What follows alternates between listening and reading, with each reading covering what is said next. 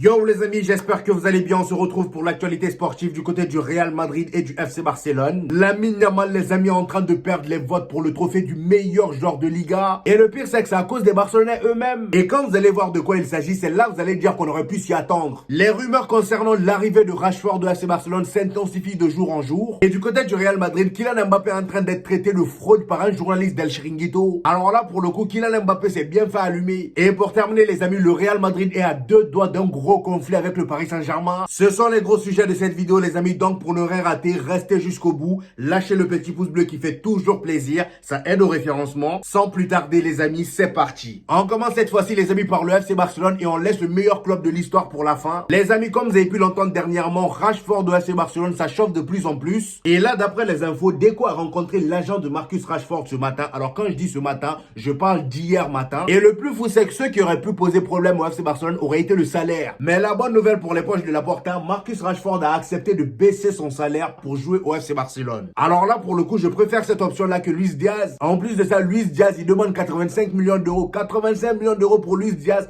Allez-y prendre Marcus Rashford. Et en plus de ça, le gars, il quitte à Aston Villa. Ils n'ont pas voulu l'acheter là-bas. Finalement, il repart à Manchester United. Et là-bas, lui, il se sent pas bien. Et à vrai dire, le gars serait très compatible au FC Barcelone. Il n'y a qu'à voir les compositions possibles avec lui. Là, j'ai deux compositions. J'ai inséré Marcus Rashford en tant qu'ailier et en tant qu'attaquant de pointe. Alors, prêtez pas attention au gardien Juan Garcia de l'Espagnol. Là, le gars, il veut pas venir. On va voir ça juste après. Donc là, les amis, regardez la composition. Imaginez si Rashford vient. Sur le côté gauche, au lieu de Rafinha, vous pourriez mettre Marcus Rashford. Et comme ça, Rafinha rentre au milieu. Rafinha en tant que 10, Marcus Rashford en tant qu'ailier gauche, Robert Lewandowski en tant que 9 et Lamine Yamal sur le côté droit. Ou sinon, vous pouvez enlever Robert Lewandowski, étant donné qu'il est vieillissant, de temps en temps, vous le changez, vous mettez Marcus Rashford à sa place, en 10, vous mettez Dani Olmo, et les deux côtés ailiers, là, voilà, ça reste intact. Franchement, là, pour moi, il n'y a rien à dire. D'ailleurs, les Barcelonais qui me regardent, dites-moi en commentaire ce que vous pensez de cette composition-là et de son arrivée d'ailleurs au FC Barcelone. Toujours avec le FC Barcelone, les amis, il a dit que Juan Garcia ne rejoindra pas le FC Barcelone à moins d'être assuré d'une place de titulaire. C'est exactement ça que je vous ai dit dans ma dernière vidéo. Le gars, il veut pas venir parce que dans sa tête, il sait bel et bien qu'il va être remplaçant au Barça. Sachant que là, actuellement, il est titulaire avec l'Espagnol. Même si, oui, l'Espagnol, cette saison, c'était très compliqué, mais le gars, il préférerait aller ailleurs où il sera titulaire qu'à l'ES Barcelone. Donc, moi, je pense que cette piste-là va falloir oublier. Peut-être que la Porta va foncer sur Emiliano Martinez, on ne sait pas. Et d'ailleurs, il y a quelques jours, on a vu qu'Emiliano Martinez était à Barcelone, voilà. Il a été aperçu dans la gare de Barcelone, je ne sais pas pourquoi, peut-être que c'est pour les vacances ou peut-être une négociation certaine, mais on n'en a pas entendu parler. Maintenant, les amis, on va parler d'Ansu Fati. Ansu Fati, voilà, qui est dans des pourparlers pour un départ vers Monaco. D'après les médias, Ansu Fati est frustré par le fait que Hansi Flick ne compte pas sur lui. Il espère que Monaco exercera l'option de l'acheter à la fin de la saison afin qu'il ne revienne pas à Barcelone. Il y a des infos aussi, ils y vont fort, hein. Ayez pitié de nous un peu. Genre là, Ansu Fati, il boude le FC Barcelone, ça est. Personnellement, cette info-là, je la prends avec des pincettes. Après, j'ai envie de dire, si Monaco active l'option d'achat, tant mieux pour lui et pour Monaco. Parce que là, le FC Barcelone que je vois là, je pense pas que Hansi Flick, que ça soit l'année prochaine ou l'année d'après, voilà, il va pas compter sur Ansu Fati, c'est mort. Son style de jeu là ne correspond plus à FC Barcelone. Le gars, il est pas, voilà, au moment où ça perçait, c'était au moment où le Barça vraiment était en galère de jeu, il fallait voir la gueule de l'effectif. Donc c'est normal qu'à ce moment-là, Ansu Fati éblouissait, voilà, les Barcelonais. Mais là, aujourd'hui, t'as un Lamine Yamal qui casse tout. Le gars, quand il joue, t'as l'impression que c'est un ovni. C'est pas Ansu Fati avec ses contrôles passes là qui va choquer quelqu'un, non. Les amis, le Media Mundo Deportivo nous informe que Ronald Araujo peut quitter le FC Barcelone cet été si la clause de 60 millions d'euros est activée. Si un club veut l'acheter, il aura juste à activer cette clause libératoire là et ça y est. Après, vu la catégorie de chance du joueur, j'ai pas l'impression qu'un club va venir le chercher. Ils vont tous le voir sur le marché et l'esquiver. Après, blague à part les amis, je pense que Ronald Araujo, même si oui, au FC Barcelone, c'est un peu compliqué pour lui ces derniers temps, ces deux dernières saisons d'ailleurs, dans un autre club, ça veut pas dire qu'il va échouer. D'après les infos, le FC Barcelone ne veut pas le vendre, mais l'Uruguayen pourra partir si sa clause libératoire, valable du 1er au 15 juillet, est levée. Le club catalan le considère comme un pilier défensif, bien sûr, un pilier, hein.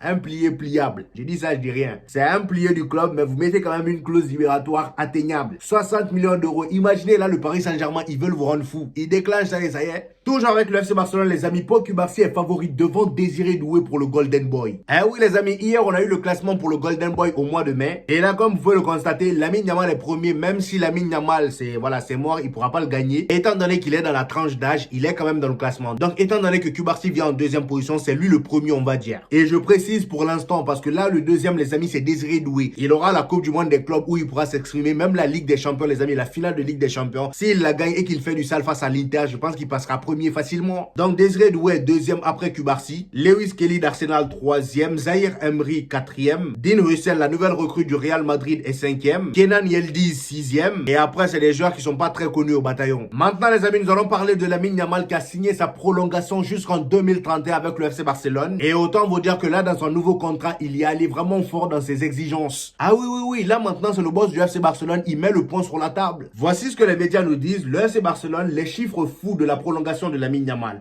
Lamine Yamal a enfin prolongé avec le FC Barcelone et devient l'un des joueurs les mieux payés du club. Si ce n'est le mieux payé, cela dépendrait de ses performances. Déjà dans son contrat, comme d'habitude, sa clause libératoire est à 1 milliard. Comme ça, au moins, le Barça est sûr que personne viendra le chercher. Et d'après les informations du Mediasport, il est dit que son salaire net passe à 8 millions d'euros par an, mais il pourra faire grimper son salaire en atteignant certains objectifs collectifs et individuels, comme le nombre de buts marqués et de passes décisives délivrées. Il obtiendra également un bonus s'il est amené à remporter le ballon d'or qu'il pourrait soulever dès cette année. Alors là, le petit, il est bien. La maille hustlera 304. Le gars, il est bien. Fallait voir à la sortie de son fils. Lorsqu'ils ont fini de signer le contrat, fallait voir comment le daron, il était content. Il était là, il parlait aux supporters et tout. Et c'est pas tout, les amis. Parmi les conditions que Lamine Yamal a posées au FC Barcelone, pour la saison prochaine, il souhaite intégrer la rotation des tireurs de pénalty et de coups francs. Maintenant qu'il sait qu'il a le potentiel d'aller chercher le ballon d'or, là, il veut maintenant tirer les coups francs et les pénaltys. Il souhaite aussi jouer le maximum de minutes sans être remplacé. On l'a souvent vu sortir énervé à chaque fois que Hansi Flick le change, même vers la fin du match. Il n'aime pas ça. Et il a d'ailleurs expliqué pourquoi il n'aime pas sortir vers la fin du match. Voici ce qu'il a dit. Lamine Yamal estime qu'en fin de match, il est plus facile de déstabiliser la défense et de marquer des buts. Donc voilà, là c'est son argumentation. Et effectivement, il a raison. À cause de la fatigue, les défenseurs sont moins lucides. Donc c'est là Lamine Yamal, il peut poser des classiques. Et là les amis, on a le bilan statistique de Lamine Yamal cette saison. Après 4553 minutes jouées avec le FC Barcelone, c'est 18 buts marqués, 222 tirs tentés, 21 passes décisives, 33 matchs décisifs. Il a été décisif sur 33 matchs, 353 éliminations réussies. C'est d'ailleurs le meilleur dribbleur de Liga, voire même du monde. 28,7% de ballons perdus, 167 ballons gagnés. Les stats sont vraiment folles, les amis. Pour son âge, les gars, c'est énorme. Et vous vous rendez compte que là, le gars, il a prolongé jusqu'en 2031. Et en 2031, le gars, il aura seulement 23 ans. 23 ans les amis en 2031. Là on peut dire que le Barça est vraiment refait pour les prochaines années. Et ici les amis, on a le 11 de la saison des joueurs qui ont été le mieux notés tout au long de la saison. Comme vous pouvez le voir, Lamine Yamal a été le joueur le mieux noté de tous, avec une note sur 10 de 8. Et en plus de lui, il y a aussi Rafinha. Kylian Mbappé est le seul madrilène de l'équipe. Malheureusement pour Lamine Yamal les amis, malgré tout ce qu'il a fait en Liga cette saison, j'ai peur que le trophée MVP de Liga là, ça l'échappe. Et le pire c'est que s'il perd ça, ça serait à cause des supporters du FC Barcelone eux-mêmes. Parce que dites-vous que là depuis quelques jours, les votes ont été lancés. Donc là pour l'instant, c'est les supporters qui sont en train de voter. Et pour l'instant, voici le résultat des votes. Les votes sont pas encore terminés, hein, mais pour l'instant, les amis, Kylian Mbappé est largement devant. Et Lamine Yamal, malheureusement pour lui, il est en train de subir un partage de votes. Et Barcelonais aussi, il faut apprendre à réfléchir un peu. Pourquoi ne pas vous concerter sur un canal ou je sais pas moi, sur un site du FC Barcelone et vous vous mettez d'accord pour voter pour un seul joueur? Parce que là, le fait que Pedri soit favori, Rafinha soit favori, Robert Lewandowski même qui n'était pas si favori que ça, même lui il a reçu des votes. Et du côté du Real Madrid, il n'y a que Kylian Mbappé qui est favori. Donc tous les votes des supporters madrilènes sont allés vers Kylian Mbappé. Donc ça fait que lui, il a un vote gonflé. Et les Barcelonais, eux, il y en a qui ont voté pour Pedri. Donc regardez les statistiques. Il y a Pedri qui a reçu 14,7% des votes. C'est énorme.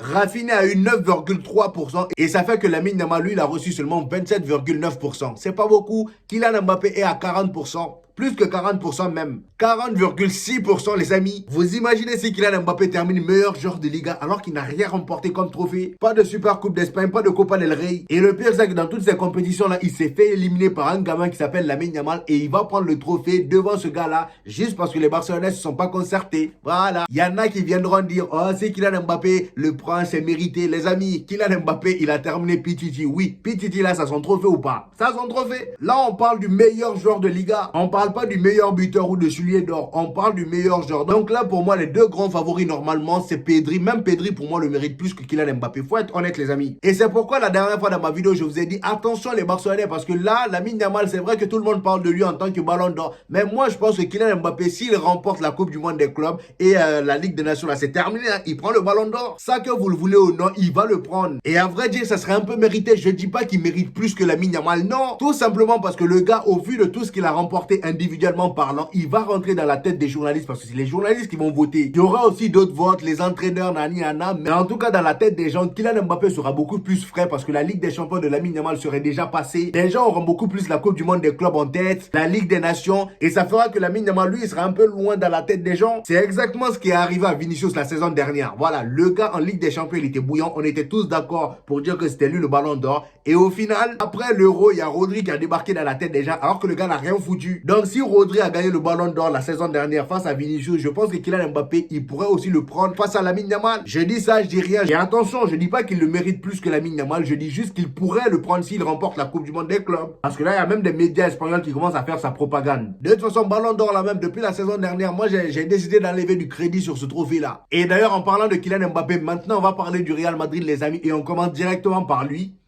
Comme vous le savez, Kylian Mbappé a obtenu le trophée du joueur madrilène de la saison. Et dans le petit discours qu'il a fait, il a parlé de la Coupe du Monde des clubs. Et c'est là, tu vois que le gars, il veut faire passer la compétition vraiment, pour une compétition vraiment avec du poids. Parce que là, il dit, nous voulons gagner ce trophée. C'est l'opportunité d'être champion du monde. Champion du monde, les amis. Regardez comment il met de la valeur sur cette compétition-là. Et à vrai dire, il a raison. Là, on parle de la Coupe du Monde des clubs. S'il y a certaines personnes qui disent que la Coupe du Monde a plus de poids que la Ligue des Champions, bah aujourd'hui, moi, j'ai envie de dire que la Coupe du Monde des clubs a plus de poids que la Ligue des Champions. Si on part sur ce principe-là, même si pour moi, la Ligue des Champions est imbattable, c'est la compétition qui regroupe les meilleures équipes de chaque championnat. Top 5 en plus de ça. Donc, pour moi, la Ligue des Champions est injouable. Et d'ailleurs, comme je vous l'ai dit en début de vidéo, les amis, il y a un journaliste du média El Chiringuito. El Chiringuito qui, voilà, la dernière fois, faisait l'éloge de Kylian Mbappé en disant que Kylian Mbappé pourrait remporter le ballon d'or s'il remporte la Coupe du Monde des clubs. Et bah là, aujourd'hui, les amis, il y a un autre journaliste qui est sorti de son lit pour venir sur le plateau et dire Kylian Mbappé a sorti des chiffres qui en fin de compte ne sont pas vraiment géniaux. Et d'ailleurs le journaliste en question s'appelle Tony Fressa, ancien candidat à la présidence du FC Barcelone. Je comprends mieux. Le gars il a dézingué Kylian Mbappé. Il dit la saison de Kylian Mbappé n'a pas été aussi bonne qu'on pouvait l'espérer. Ces chiffres sont truqués. Le Real Madrid a obtenu un nombre spectaculaire de pénaltys. Je ne connais pas le nombre exact de pénaltys que Kylian Mbappé a marqué cette saison, mais de toute façon, moi, je suis pas trop d'accord avec cette manière de parler là. Kylian Mbappé, c'est vrai que voilà, là, le Real Madrid, on n'a pas remporté grand chose, mais faut respecter ses stats. Faut respecter ce qu'il a fait. Si c'était un autre joueur qui avait ces stats là, on aurait crié au génie. Toujours avec le Real Madrid, les amis, il a dit que Ferland Mendy ne serait pas dans les plans de Xabi Alonso pour la saison prochaine. Ça m'étonne pas encore une fois. Voilà, le gars, la saison dernière, pour moi, il fait partir des gros flops du Real Madrid, lui et Camavinga. Sans oublier Vinicius, mais Vinicius, en début de saison, vraiment, il était pas mal, surtout en Ligue des Champions. On se rappelle des matchs face à Dortmund, face à la Real Sociedad. Il était vraiment bouillant. Mais Mendy, frère, j'ai même pas un souvenir de gros matchs de lui cette saison. Antonio Rudiger, les amis, a raccourci son temps de récupération. Il sera disponible pour Pachuca. C'est le club contre qui on va jouer le deuxième match de Coupe du Monde des clubs. Donc déjà, ça fait une bonne nouvelle en plus de Xabi Alonso. Toujours au niveau mercato, les amis, il a dit que le retour de Nico Paz au club ainsi que le recrutement de Stiller ne sont pas liés. Le club souhaite signer les deux joueurs. Et franchement, les gars, je vais pas vous mentir, ça, c'est des milieux qu'il nous faut au Real Madrid. Les histoires de Galactique, de je sais pas quoi, là, moi, j'en ai marre. Franchement, recruter des joueurs vraiment qu'il faut à l'équipe. Des joueurs qui ramèneraient de l'équilibre à l'effectif. Ce Stiller-là, par exemple, Tony Kroos lui-même l'a recommandé. Bon, je l'ai pas énormément vu jouer, mais du peu que j'ai vu, franchement, c'est pas mal. Et en plus de ça, Nico Paz du côté de Como, le gars, il a réalisé une saison vraiment extraordinaire. Dites-vous qu'il fait même partir de l'équipe de la saison. En 35 matchs, le gars il a marqué 6 buts et 8 passes décisives. Pour certains, ça peut ne pas sembler énorme, mais le gars, c'est un playmaker. Dans le jeu, il a énormément apporté à Como. C'est pourquoi il a terminé meilleur jeune joueur de Serie A. C'est pas anodin. Donc, au lieu d'aller chercher je ne sais quel joueur, allez-y chercher ces jeunes là. En plus, lui, il vient de la Castilla. Il connaît le Real Madrid. C'est quelqu'un qui a l'amour du club. Allez-y, c'est de ce genre de joueur là. On a besoin des Raúl Asensio, par exemple. Concernant Angelo Stiller, d'après les médias, accord de principe entre le Real Madrid et Angelo Stiller. Le club négocie désormais avec Stuttgart, le club de Angelo Stiller. Je croise les doigts pour que ça se fasse. Ici, les amis, avec toutes ces recrues-là, voici le style de composition qu'on pourrait faire. En partant du principe qu'on va jouer en 3-5-2 ou en 3-4-2-1. Les trois défenseurs, Rudiger, Raúl Asensio et Dean Huijsen. Les deux milieux centrales, Valverde et Jude Bellingham. Et les deux pistons, Trent Alexander-Arnold et Alvaro Carreras. Et devant eux, on aura Vinicius et Arda Güler ou Vinicius et Rodrigo. Personnellement, j'opte pour Rodrigo. Par contre, faut pas oublier que Xabi Alonso a déclaré qu'Arda Güler sera l'une de ses pièces maîtresses. Donnez-moi vous avez en commentaire par rapport à cette composition-là. Bon, moi j'irai plus en 3-5-2, mais là, on va dire c'est pas mal. J'attends vos avis en commentaire, on va en discuter. Les amis, la Juventus veut se faire prêter Endrick. Cependant, Xabi Alonso ne serait pas prêt de laisser partir le Brésilien. Il serait prêt seulement si le Real Madrid recrute un remplaçant à Kylian Mbappé. C'est-à-dire si le Real Madrid recrute un attaquant du même profil que José Lu par exemple. Et à vrai dire, je le comprends, même si je suis d'avis de laisser partir Endrick en prêt, parce que le gars, ça se voit qu'il a du talent. Il a encore ce petit déchet-là à régler. Et pour régler un déchet, il faut jouer et il faut avoir du temps de jeu. Et c'est pas au Real Madrid que tu vas avoir autant de temps de jeu, sachant que tu es en concurrence avec Kylian Mbappé. C'est mort. Les amis, comme vous le savez, hier, le Real Betis a perdu en finale de Conference League face à Chelsea. Et dites-vous que c'est la première fois qu'un club espagnol perdre face à un club anglais dans une finale européenne. D'ailleurs, ce qu'on nous dit ici, la défaite du Real Betis hier soir est la première défaite d'un club espagnol en finale européenne depuis 2001 face à un club étranger. Les clubs de Liga étaient sur 19 victoires. Ah ouais, le Betis hier, vous avez vraiment fait fort. Hein? Et pourtant, il a gagné 1-0. On est passé d'1-0 à 4-1. La remontée était vraiment terrible. Le Paris Saint-Germain, les amis, accélère pour Franco Mastantuono. Franco Mastantuono qui était dans des pourparlers avec le Real Madrid. Finalement, j'entends parler du Paris Saint-Germain. En fait, eux, ils veulent nous faire chier jusqu'au bout. Depuis qu'on les a piqué Kylian Mbappé là, ils veulent pas nous lâcher. D'après les infos, le Paris Saint-Germain veut boucler rapidement l'arrivée du crack argentin de 17 ans sous contrat avec River Plate. Les Parisiens envisagent de payer sa clause libératoire fixée à 45. Ah ouais, en plus 45 millions d'euros, puis de le prêter jusqu'en décembre. Alors là, si c'est pour le prêter, laissez-le, parce que vous, on sait vos histoires de prêt là. Quel est le joueur que vous avez prêté, qui est parti en prêt et revenu au Paris Saint-Germain pour briller? Aucun. Et puis ils disent que Luis Enrique aurait déjà échangé avec lui pour le convaincre. Mastantuono, sois pas pressé, fais pas des conneries. Dis-toi que là, c'est le Real Madrid qui te veut. Le Real Madrid, c'est vrai que cette saison, le Paris Saint-Germain fait rêver, mais mon ami, là, on parle du Real Madrid quand même. J'espère que tu vas rester concentré. On termine les amis avec notre cher Cristiano Ronaldo. Officiel, Cristiano Ronaldo remporte le soulier d'or d'Arabie Saoudite. Le Portugais termine meilleur buteur du championnat saoudien avec 25 réalisations. À 40 ans, je le rappelle, à 40 ans, dans un championnat où il y a Karim Benzema, où il y a qui où il y a des Mitrovic, il y a des gros attaquants les amis, il y a même Firmino. Malgré ça, le gars il termine meilleur buteur. Respectez le GOAT s'il vous plaît. Et ne pas me dire qu'il y a beaucoup de pénalty, même si c'est vrai, mais on s'en fout. Voilà les amis, c'était tout pour aujourd'hui. J'espère que vous avez kiffé la vidéo. Dites-moi en commentaire ce que vous en pensez. J'hésiterai pas à vous répondre comme d'habitude. N'oubliez pas le petit pouce bleu les amis, ça fait toujours plaisir et ça aide au référencement. Pour ceux qui viennent de découvrir cette chaîne, ici on fait des vidéos débriefs des matchs du FC Barcelone et du Real Madrid. Et quand il n'y a pas de match, on fait des vidéos actualités. Donc abonnez-vous pour ne rien rater et on se dit au prochain épisode les gars. Peace!